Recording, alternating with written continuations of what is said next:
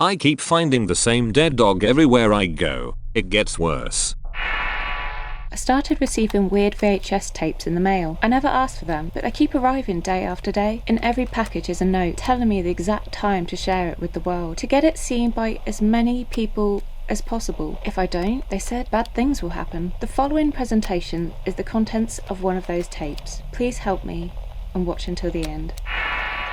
The first time I saw the dog, it looked so peaceful, like it was asleep. I would have believed it too, if it wasn't for the thin stream of blood that trickled out of its mouth. It lay on its side concealed by some undergrowth, too perfectly placed to have been hit by a car. I felt tremendous pity. I had always loved animals. Its eyes were open slightly, somewhat glassy and grey, like they had been covered by thin strips of tape. Other than the small dribble of blood, there were no other signs of injury. The dog looked in perfect health. I observed its glistening coat. It was jet black in color and in pristine condition. Its claws were long and serrated, the color a deep, devastating black that matched its fur. The dog was clearly owned, although I couldn't find a collar. Something didn't feel right about this. I don't know whether it was the sadness I felt for this poor creature or whether it was just pure curiosity, but I found myself leaning ever closer to the face of the animal, hoping to find anything that could indicate who he belonged to.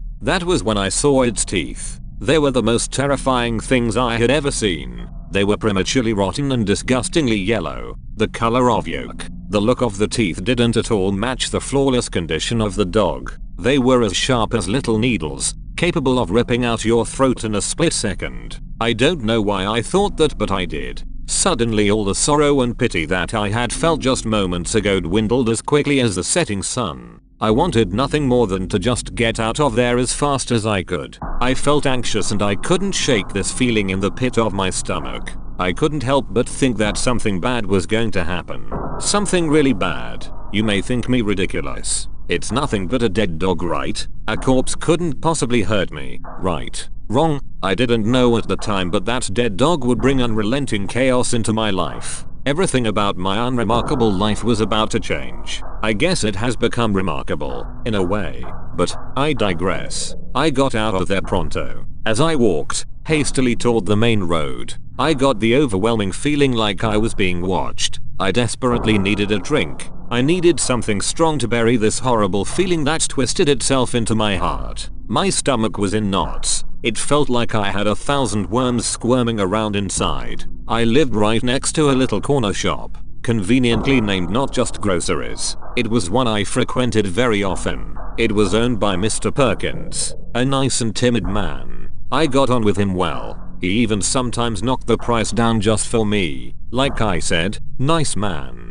I decided I wanted to see a friendly face tonight. The incident with the dog had shaken me to my core and I didn't know why. I walked in expecting to see the friendly face of Mr. Perkins, but I was greeted with a man that I had never seen before. I was taken aback. The expression that enveloped my face was one of bewilderment. "Can I help you, sir?" he asked, innocently. "Sorry, who are you?" I asked. "I'm Mr. Masood, the shop owner," he said, eyeing me up suspiciously. I felt a strange panic bubble up within me. Where was Mr. Perkins? "Mr. Perkins owns this shop. You're not Mr. Perkins," I said. The alarm that dogged my voice was apparent. I could see his expression change from concern to annoyance. "There is no Mr. Perkins here. I own this shop. Always have. Now either buy something or leave." "What the fuck is happening? Mr. Perkins has owned this shop for 20 years. I saw him just yesterday." "Why are you lying to me?" I said.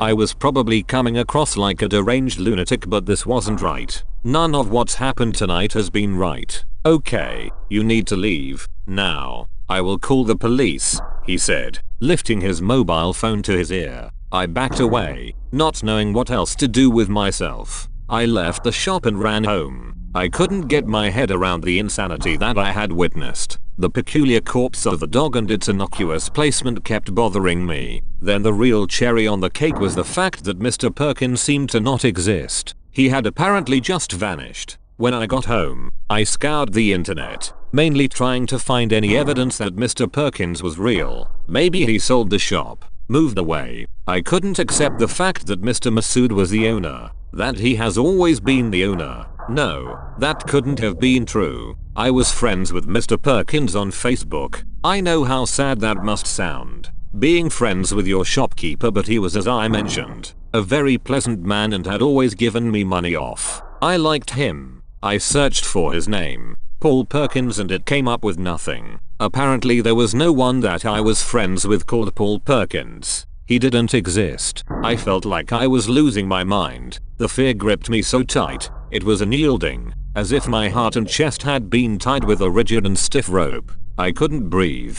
This has all got to be a bad dream that I just failed to wake from. I pinched myself just to be sure. I desperately needed a drink. I went to my cupboard and found a half-drunk bottle of whiskey, exactly what I needed to drown out the intrusive thoughts. I opened the cap and downed the whole bottle. It didn't take long for it to take effect. My vision blurred and my thoughts danced wildly, like a drunken sailor in a bar. Before I knew it, my face had planted my feathered pillow and I passed out. When I woke up the next day, the events of the previous night were a blur, cloudy. I couldn't remember much after the whiskey obscured my panicked mind. I did remember the dead dog and the fact that Mr. Perkins no longer existed. That had forever been etched into my brain, scratched into it with a blunt needle. I called in sick to work. I just couldn't face it. I decided to call my sister, Mel. She knew Mr. Perkins. She had to remember him too. "Hey Tony, what's up?" She sounded surprised. I didn't call her very often. "Hey Mel, need to ask you something.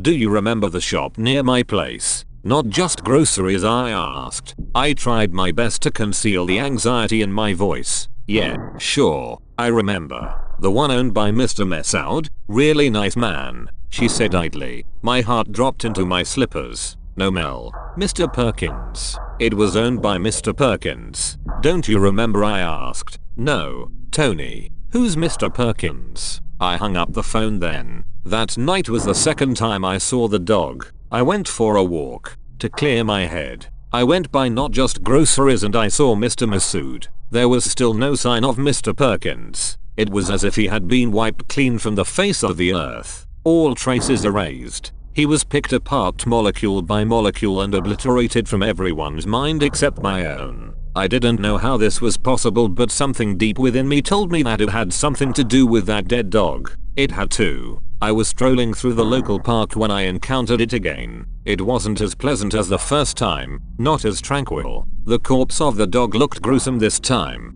decayed, and its jet black fur had wilted and thinned out. As I approached, the smell that traveled up my nostrils was rancid, like rotten eggs with a hint of sulfur. I nearly vomited. My god, the eyes. Its eyes were missing, spooned out into their place. I saw two fathomless, putrefied holes caked with clotted blood. From within, crawled out thousands and thousands of maggots, all writhing and squirming amongst the dead flesh. The corpse of the dog was moistened by a substance I didn't recognize, an oozing, foul liquid that seeped into the dog's skin. I was horrified, mortified even. I reported the corpse and went home. I didn't know what else to do. I needed a friend. Someone to talk to. Someone to get me through this nightmare. I tried to call my friend Mike, a guy I knew from work. He was a close friend. "The number you dialed is not in use." This had to be some sort of mistake. A sick fucking joke someone was playing on me. I texted Mike, but the text went undelivered.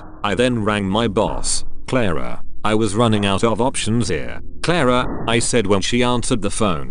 "Tony, is that you? It's late. What's happened?" she asked. What I was doing wasn't okay. I was out of line and inappropriate, but I needed to be sure. "I'm sorry Clara, but have you heard from Mike?" "Mike? Who's Mike?" she said. Her voice sounded groggy and I could hear slight concern plague her meek voice. That was all I needed to hear. I hung up on poor Clara and rushed to Mike's house. I knew where he lived. I'd been there to visit countless times. The memories of us chugging beer on a Friday night swirled in my mind. Mike was real. When I got there, his house wasn't there. Instead, I was met with an empty field. What the fuck? Mike had vanished. Just like Mr. Perkins. I knew then it had something to do with that disgusting corpse. That decayed dog. I just knew it. I did think about calling the police, but I didn't think there was any point. I knew in my heart that no one would believe me. I didn't even have any proof. Something told me that the corpse of that dog only appeared when it needed to.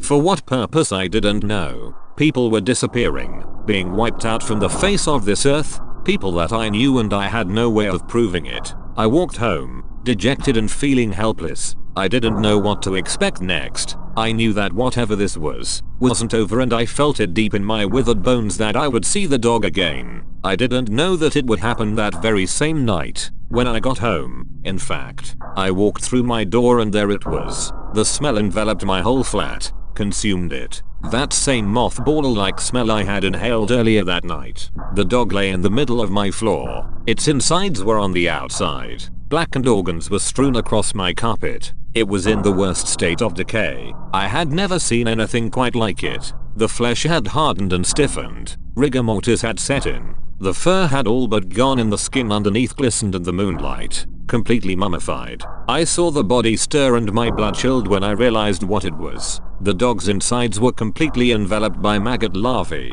They were fucking everywhere, covering the dog from head to toe. Bottlefly larvae crawled from within its mouth, in the crevices of its blackened teeth. I ran to my bedroom and locked the door. My heart raced, threatening to explode out of my chest. My thoughts were in utter disarray. This couldn't possibly be real, and yet it was. The corpse was there, somehow. I turned to face my bed and I nearly fainted when I saw my bedside table. I kept a picture of me and Mel there, from when we were kids. She was no longer in the photo. Gone, vanished, just like the rest of them. The sorrow that hit me then was unimaginable. Not Mel, not my sister. I didn't have anyone left. She was my whole world, my life, and now she was gone. I heard movement outside the door, a faint stir, footsteps. Someone was walking around just outside my bedroom door. Someone on 4 feet. I feared that I was next. I could already feel myself fading. Would anyone even remember me?